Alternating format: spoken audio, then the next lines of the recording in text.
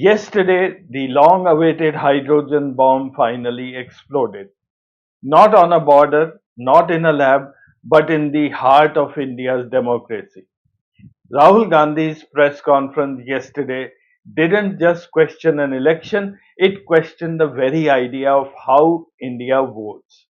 And as the shockwaves spread, you could feel the tremors from the BJP headquarters to the Prime Minister's office, all the way to Amit Shah's strategy war room.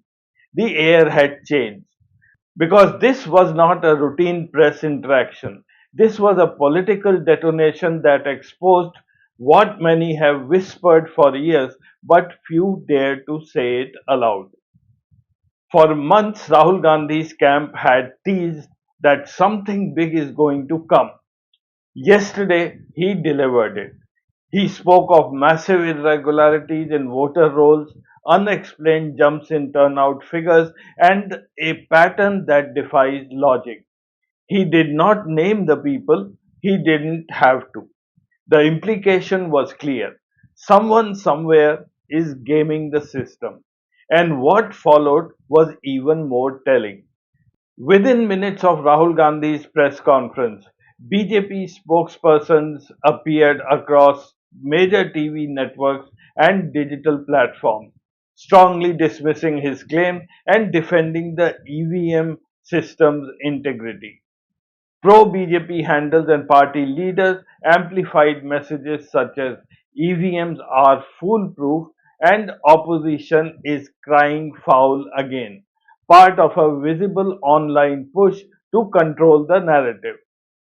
Meanwhile, political reporters from outlets like The Hindu, NDTV, and The Wire noted that the PMO and senior BJP leadership moved swiftly into media management mode, emphasizing institutional trust in the election commission and the voting process.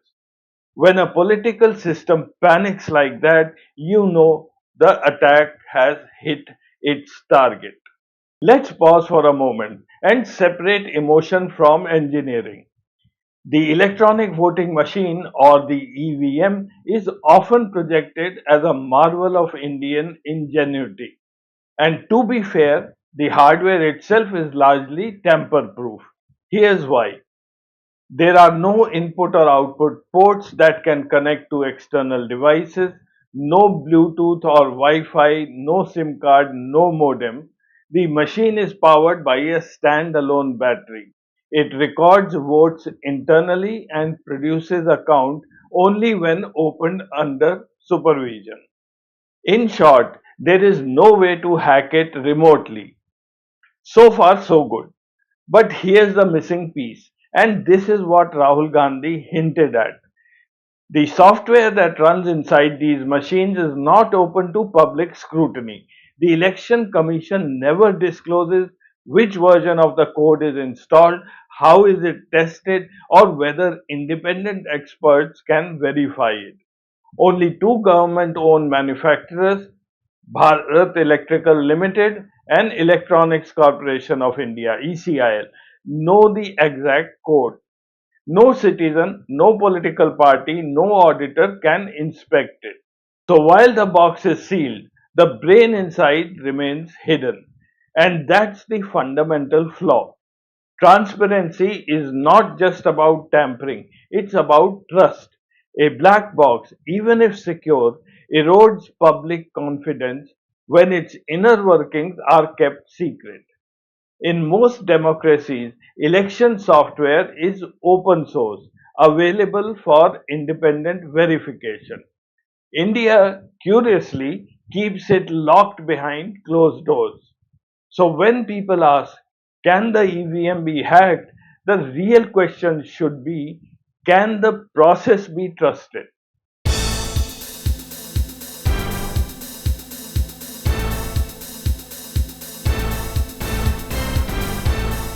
In Haryana, a small detail but a big question.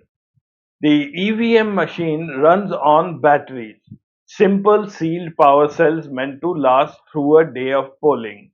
Yet, 3 days after the polling had ended, several EVMs were found showing 100% battery, not 98, not 95, full charge. For technician, that's not normal. Even a powered off control unit loses a bit of charge through its internal circuitry. So how did these machines stay at 100%? Were they disconnected instantly? Were the batteries replaced? Or were these different units altogether? The Election Commission hasn't offered a clear explanation yet. Maybe it's a harmless anomaly, maybe not. But when the numbers stay perfect while the process stays hidden, suspicion begins to grow. Because transparency doesn't drain democracy, secrecy does. The electronic voting machines are made by just two companies, as I said, BEL and ECIL. For decades, they have built the hardware and installed the software that runs India's elections. Yet they have never faced independent scrutiny. No public audit, no external certification, no accountability. Every version of their code, every change in their process remains locked within the government walls. And that's the problem. When democracy depends on a machine, the machine makers must be answerable to the people. Bell and ECIL must be audited by an independent technical agency, not by themselves. And both should file affidavits in the Supreme Court declaring under oath that their systems are foolproof, their processes are secure, and their work is free from political interference. Because if they have nothing to hide, they should have nothing to fear. Let's be honest. Most experts agree that direct EVM tampering is nearly impossible at scale. But elections are not only about machines, they are about data. And this is where manipulation quietly creeps in. So let's talk about voter rolls, which is an invisible game. Every election, the Election Commission quietly adds and deletes millions of names. Some additions are genuine, which are new voters, but others are inexplicable. Entire families find their names missing, yet a Brazilian model appears on the voters list in Rai in Haryana. Let that sink in. This is not a meme, it's an official record. Who adds such names? Who deletes others? The EC says it's random sampling, but randomness at this scale becomes a weapon. When targeted deletions and ghost additions skew voter rolls, the outcome can tilt even before a single button is pressed. And since this happens digitally, without party agents watching, there is no way to prove bias, only to keep suspecting. Now, the mystery of the rising turnout. Now, let's talk numbers. In Haryana, the official turnout was around 64% by 6 pm when polling closed. But when the final numbers were published, hours later, it had magically risen to 70%. That's a 6 percentage point increase after voting ended. Let's calculate. Haryana has roughly 1.9 crore voters. 6% of that is about 11.4 lakh additional votes which were cast after the voting had closed. Where did these 11 lakh votes come from? Were they still queuing in the dark or added in the dark? Even if we assume delayed data from a few remote booths, the scale is disproportionate. Such jumps suggest back end adjustments, either in transmission or in aggregation. And that's what Rahul Gandhi meant when he asked, how is it possible?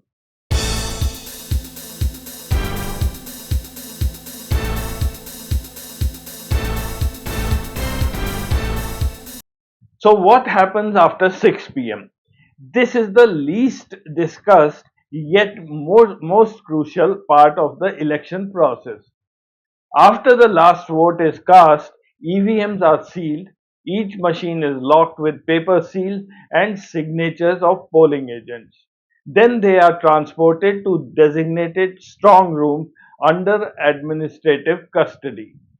In theory, security is tight, paramilitary guards, CCTV, and 24 by 7 surveillance. But in practice, questions remain. CCTV feeds are not publicly available. Candidate agents are allowed inside compounds but not near the storage areas. Machines sit there for days, sometimes weeks, before the counting is done.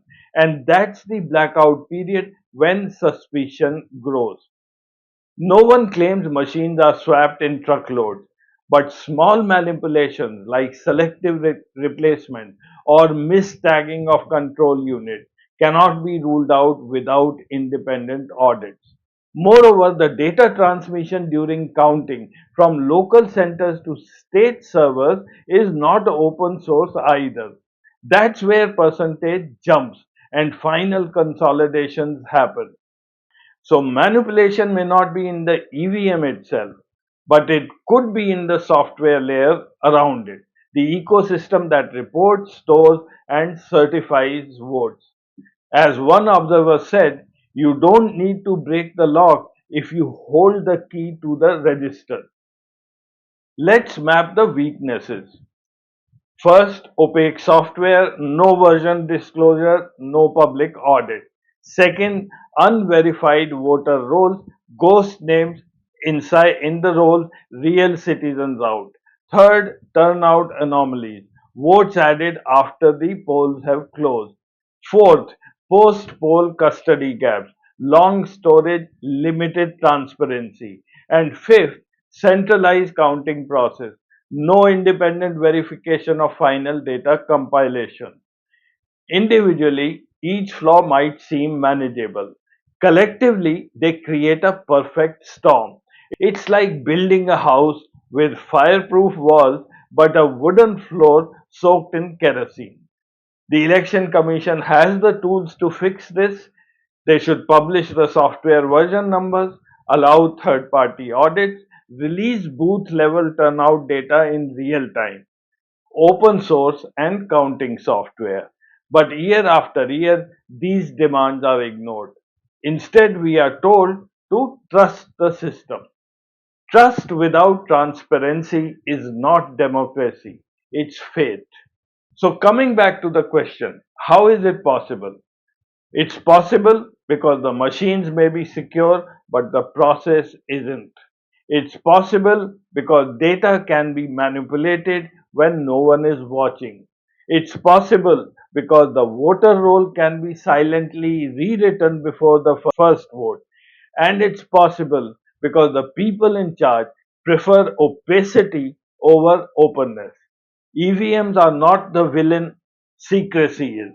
The danger is not that someone can hack the box, but that someone can game the system around it, shielded by bureaucratic darkness. And that's what Rahul Gandhi's hydrogen bomb has really exposed.